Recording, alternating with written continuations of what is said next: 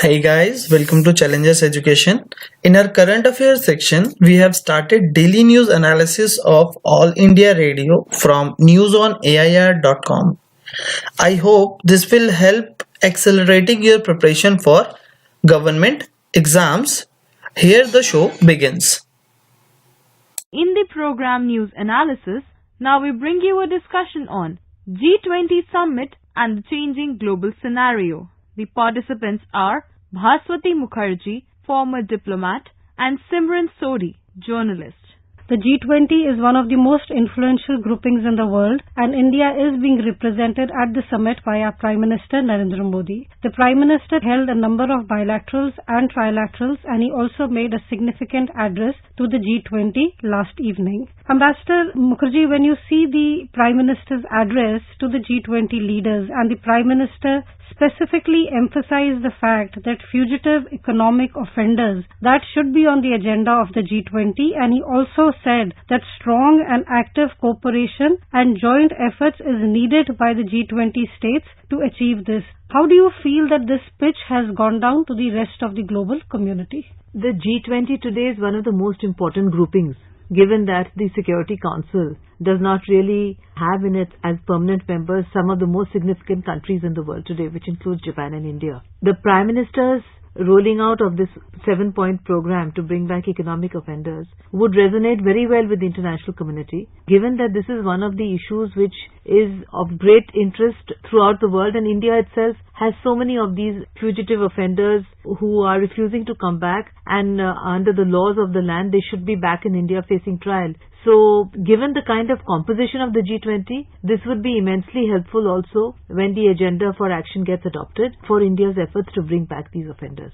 Ambassador Mukherjee, we also see that the Prime Minister in his address raised another point which India and the Prime Minister himself has been raising at many of the international forums, and that is the aspect of terrorism. The Prime Minister emphasized that there is a need to strengthen the United Nations counter-terrorism framework. The question that arises time and again is that India is one of those countries which has been at the brunt of cross-border terrorism, and the finger is always Pakistan, and we have tried as a country, and the PM has tried very hard at various international forums to raise this point. How effective do you think it is when it is raised at an influential forum like the G20, which sees the world leaders getting together? Do you expect this to be a further boost to what India has been asking the world community to do against terrorism? Well, absolutely, because if you look at how much the global scenario has changed, we have a US president and an American administration that has actually raised the stakes for bringing to justice the perpetrators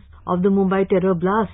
And we have an American president who has zeroed in on Pakistan for the kind of role that Pakistan has played in fomenting terrorism across its borders with India. Therefore, the counter-terrorism initiative that India has been pushing multilaterally, when brought to the G20, will result in a much better focus in these discussions in the United Nations. First of all, we have been trying for a comprehensive convention against terrorism, and we've also been repeatedly going to the committee to get certain individuals declared as international terrorists, where unfortunately China has been holding back these efforts. Now, given that our Prime Minister has also met the Chinese Premier, and given that the Chinese themselves recently had these attacks at their consulate, perhaps there would be a more sympathetic approach on the part of China when this matter again comes up, where they've been holding up action, because in the G20 the Prime Ministers also had an extremely important trilateral summit with his Chinese and Russian counterpart, and surely this must have been one of the issues on the agenda, which we will get to know later. Ambassador Mukherjee, as you just mentioned, the Prime Minister held a very important trilateral on the sidelines of the G20 summit, when we are calling it the RIC, the Russia-India-China trilateral, where the Prime Minister met the Russian President Vladimir Putin and the Chinese President Xi Jinping. This is also the second RIC meet summit which is happening after a gap of 12 years. And this sees the coming together of three very important global players, also to some extent regional players, because China and Russia are more in India's proximity than many of the European nations.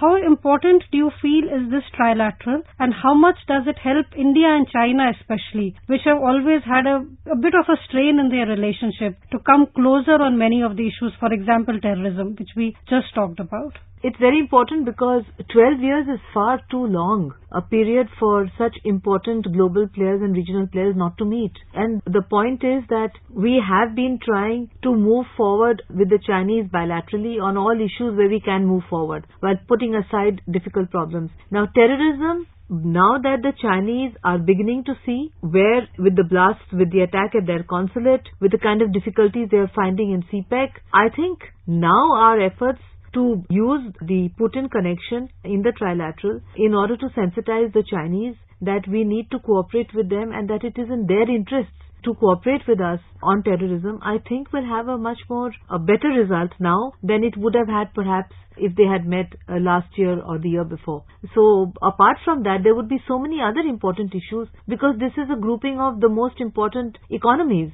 So given the kind of economic scenario that we have, given that the fact that the Chinese are now have the second strongest economy in the world, and given the fact that there are so many countries that are vying to be in the G20 who cannot be in it, I think that this summit will also see the discussion, this trilateral will see the discussion of some very important economic issues also. Ambassador Mukherjee, we had another very important trilateral on the sidelines of the G20 summit, the coming together of Japan, America and India. And Prime Minister Modi in this trilateral met with his Japanese counterpart Shinzo Abe and with the US President Donald Trump. And the Prime Minister also said that the acronym, if you put together this trilateral, stands for JAI, which in Hindi means success. How important do you see this trilateral where you have the American president who is known for he has a style which is different, which not too many world leaders have, and you see a very important influential leader, the Japanese leader. How important is this trilateral given the aspect that this excludes China? And the issue that was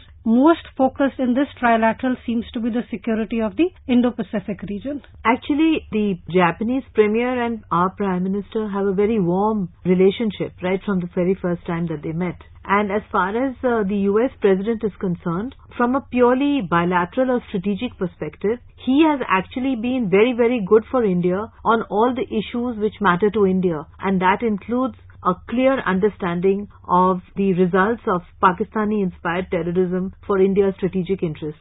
And he is also cut off military funding to Pakistan because he has clearly stated that these funds are being misused. The American strategy in the Pacific, which includes very important partners like India and Japan, actually indicates the formation of a new strategic formation which in the future would be very important for maintaining peace and security here. This is not an issue which obviously the Chinese or the Russians would be comfortable with or would support, and therefore their exclusion is natural. It is presumed that in this trilateral, which our Prime Minister, as you said, rightly called JAI, which stands for victory, is a very important formation. It is the first time that such a trilateral has met, and it is anticipated that they would be meeting regularly to discuss their strategic interests in the Pacific region, and in fact in that entire region where there have also been a lot of problems because of China flexing its muscles, notably in the South China Sea. So this would also have been discussed on the India agenda. Ambassador Mukherjee, as you explained the meeting of the Japan, American and Indian leaders and keeping in background the Chinese influence, we also saw that the Prime Minister met Chinese President Xi Jinping on the sidelines. This was the fourth meeting between the two leaders, and the Foreign Secretary, after the meeting between the Prime Minister and the Chinese President, spoke to reporters and he said that the border management issue between the two countries has improved. Do you feel that these frequent interactions which the Chinese leader has had with our Prime Minister has led to some improvement in the relationships, and what we find the foreign secretaries today saying that the border management has improved? Do you feel that this interaction at the highest level has achieved to some extent a certain de-escalation, a certain improvement in the bilateral ties? If you compare the India-Pak equation with the Sino-Indian equation, one of the important differences is that with China, we have never allowed the border difference to get in the way of positive forward movement on all other issues, which is why the Chinese are such an important trading partner for India. Therefore, when such a respected Foreign Secretary, Vijay Gokhale, says that border management has improved, and let's not forget that he's a China expert and has served in China, it means that we are obviously very cautiously being able to move forward on the boundary issue, on those areas where there is actually no conflict. There is actually no meeting of minds on certain areas of the border, but not the whole border. So if the border issue is to be settled, it could perhaps be done in a phased manner, first agreeing with what we can agree on, and then sitting around and discuss what we don't agree on to see whether we can agree. So in fact, this is a very significant statement on the part of Foreign Secretary Vijay Gokhale when he is saying that border management has improved, because it means A, that there will not be hopefully any more skirmishes. There will be no misunderstandings between militaries. It means that there will be much more regular communication on the border. And fourthly, it means perhaps that cautiously the two sides are moving forward to see whether they can reconcile, because it is also important to remember that the Sino-Indian border is the only unsettled border as far as China is concerned. It has settled its boundary disputes with every other neighboring country except with India. Ambassador Mukherjee, we also saw that the Prime Minister had a number of bilaterals on the sidelines of the G20 summit. Another important bilateral was with the Crown Prince of Saudi Arabia, Mohammed bin Salman, and the energy issues have been discussed prominently in this meeting. How do you see this energy equation between India and Saudi Arabia, given the fact that we have the US now pressuring all nations around the world, including India, to cut down the oil imports from Iran? It's a very significant meeting because it appears that the Crown Prince Mohammed bin Salman has assured India that we have Saudi Arabia's full support in case we need to fall back, because Iran was an important oil supply. It still is. We've tried to cut back as much as we can, and we've discussed with the Americans in advance on how to get around this issue. But certainly the meeting with Saudi Crown Prince, given the important position he has and the assurance that he's given us, will also help to keep the rupee stable, will help us to fight inflation, and will help to calm fears. There might be a run on the rupee, or there might be some economic instability in the event that there is really a strong American pressure on us to entirely stop taking oil supplies from Iran, which of course does not seem to be a possibility at the moment.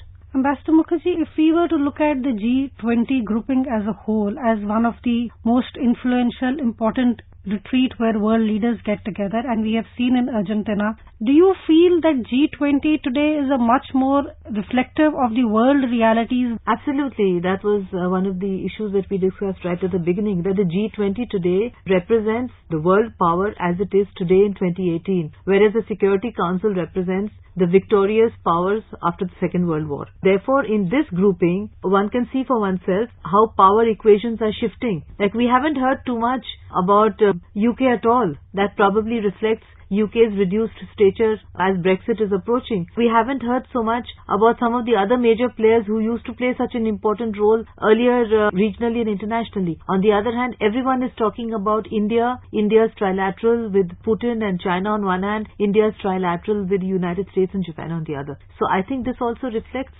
the very important position that as India emerges as an emerged power, it reflects also its changed position internationally in the international community. Ambassador Mukherjee, coming back to what the Prime Minister has spoken yesterday, and he emphasized the fugitive economic offenders, and he said that they should also not be given refuge. And we also see at G20 we have the United Kingdom Premier Theresa May, and we have seen that a lot of economic offenders from India have fled and they have taken refuge in various European countries, including the UK. Do you feel that this is a forum or a platform which also provides India to convey to the world community and to some of these countries specifically what needs to be put in place so that India domestically can deal with these issues in a much better way? Absolutely. Actually, an international framework does exist, but it is just that sometimes extraneous issues are used, for instance, in British courts, where they talk about whether the economic offender in question will have the same facility in an Indian prison as he would have in a UK prison. Now, these are extraneous issues.